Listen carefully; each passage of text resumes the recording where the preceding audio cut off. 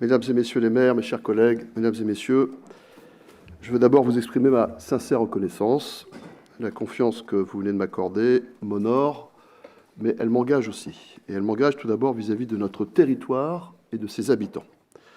Depuis 2020, nous avons démontré ensemble que l'agglomération pouvait et devait être utile, concrète, proche de ses communes et de ses habitants. Nous avons transformé notre territoire en profondeur, en agissant à la fois sur le quotidien et sur l'avenir. Ce nouveau mandat correspond à une nouvelle assemblée communautaire qui, et je le dis pour le public qui nous suit, je salue au passage le public nombreux présent dans cette salle de séance communautaire. Ce n'est pas souvent que ça nous arrive dans nos séances. On vous invite à revenir surtout. C'est très important de suivre la démocratie locale au plus près et saluer ceux qui sont aussi, je crois, au deuxième étage, et puis bien sûr ceux qui vont suivre nos débats sur YouTube.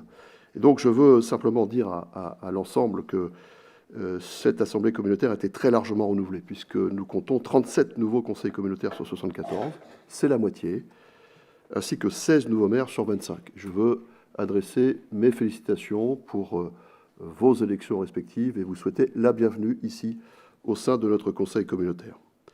Je veux le rappeler, le mandat précédent s'ouvrait en plein contexte inédit de la crise sanitaire liée à la pandémie de Covid-19.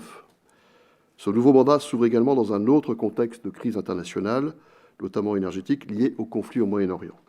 Ce mandat nouveau s'ouvre donc dans un contexte différent qui évolue vite sans cesse. Les attentes sont plus fortes, plus immédiates. Les équilibres sont plus fragiles. Les défis sont plus complexes. Et face à cela, une conviction s'est imposée. Nous ne pourrons réussir collectivement qu'en changeant notre manière de gouverner notre intercommunalité. C'est pourquoi, et je le dis ici très sincèrement et très simplement, en concertation et en accord avec Gilles Carreric, que je remercie de son intervention, dont je partage l'essentiel, j'ai fait le choix clair d'une gouvernance plus ouverte et plus collective. Une expression très largement partagée par une très grande majorité des maires de notre agglomération, notamment les nouveaux maires que j'ai reçus individuellement dans mon bureau depuis plusieurs jours et qui a conduit à aller encore plus loin dans l'esprit de notre pacte de gouvernance adopté le 31 janvier 2023, dont je veux rappeler les items essentiels. Continuer d'associer les maires aux décisions de notre agglomération. Notre agglomération est au service de ses communes, de ses maires et de ses élus. Renforcer le dialogue entre les communes et avec les intercommunalités voisines de Bretagne Sud. Et c'est une coopération qui est riche à la fois de réalisations et de promesses. Je veux parler de nos collègues de Quimper Communautés, de BBO, mais aussi ce que nous avons construit ensemble avec l'Alliance métropolitaine Bretagne Sud qui nous amène jusqu'à ACTA et Van Golf Agglomération. Et ouvrir des responsabilités à la minorité, y compris au sein de l'exécutif. Ce choix partagé est profondément politique. Il marque ainsi une nouvelle étape dans l'histoire de l'Orient Agglomération. Il consiste à dépasser les logiques de majorité et de minorité des deux précédents mandats, pour construire à présent ce que j'appelle une majorité d'idées. Parce qu'aujourd'hui, l'intelligence politique ne peut plus être enfermée dans des clivages. En tous les cas, j'en ai la conviction et le sentiment qu'elle est assez largement partagée ici. Elle doit être au service des projets. Parce que l'agglomération n'appartient pas uniquement à une majorité, elle appartient aux 25 communes qui la composent. Et parce que notre responsabilité ici est simple, décider ensemble pour agir plus efficacement. J'ajoute que c'est aussi le fonctionnement de la très grande majorité des intercommunalités en France.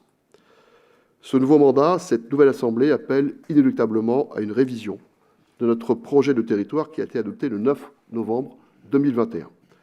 Celle-ci, je le propose, sera lancée courant juin à l'occasion de la prochaine conférence annuelle des élus du territoire, la première de ce nouveau mandat, l'occasion d'illustrer à nouveau cette démarche et cette démocratie intercommunale qui a été initiée au cours du précédent mandat et qui doit être continuée et renforcée, cher Gilles. Même si les grands principes de ce document stratégique et ses 5 axes, bien vivre, rayonner, transformer, équilibrer et coopérer, continueront sans doute d'animer notre action publique, de nouveaux enjeux, de nouvelles priorités devront y figurer en lien avec les nouvelles attentes exprimées par les nouvelles équipes municipales. Je pense notamment à des priorités immédiates, très largement exprimées ces derniers mois, la santé, le logement, l'eau et l'assainissement, ou le lancement de l'élaboration d'un programme d'urbanisme intercommunal, mais lui, auquel notre Assemblée devra de toute façon se prononcer avant le 1er juillet 2027. Le fil conducteur de ce mandat est clair, le bien vivre ensemble au Pays de Lorient. Un bien vivre ensemble concret, pragmatique et exigeant au service du quotidien. Cela passe d'abord par l'emploi et l'attractivité.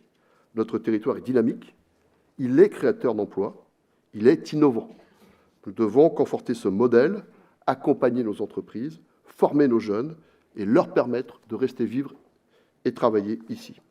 Ainsi, notre maison d'entreprise verra son modèle évoluer pour un meilleur accompagnement encore des porteurs de projets souhaitant s'installer sur notre territoire ou s'y développer.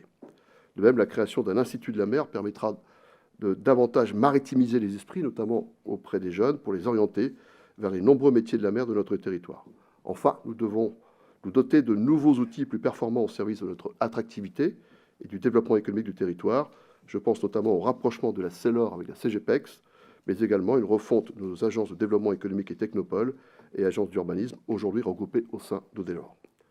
Cela passe ensuite aussi par le logement.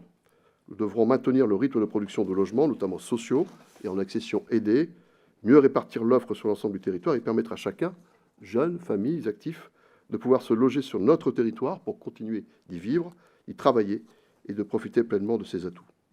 Cela passe aussi par la santé et l'environnement, parce que la qualité de l'eau, la qualité de l'air, de nos espaces naturels, l'accès aux soins, la prévention, la transition écologique ne sont pas des sujets abstraits.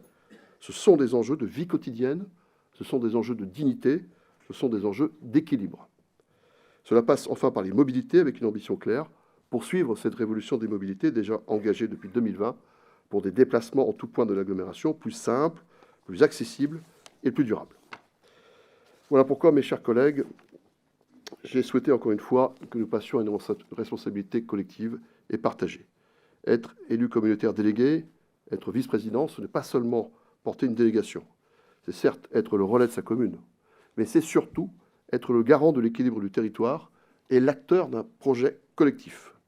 Nous avons une responsabilité particulière, faire vivre cet esprit communautaire, cette intelligence collective qui fait la force de la 3e agglomération de Bretagne, je veux bien dire la 4e de la Bretagne historique, cher Jacques Maignan. Car ce qui fait notre singularité, ce n'est pas seulement ce que nous faisons, c'est la manière dont nous le faisons. Alors oui, les défis sont nombreux, mais notre territoire dispose des atouts considérables, un territoire dynamique, des communes engagées, des élus responsables, et je l'espère, et je le sollicite, une capacité à travailler ensemble qui a déjà fait ses preuves. C'est sur cette base que nous devrons construire la suite, décider ensemble, agir efficacement et garantir à chaque commune sa place. C'est ainsi que nous réussirons ensemble, en faisant du collectif notre force et de l'intérêt du territoire notre seule ligne de conduite. Je vous remercie.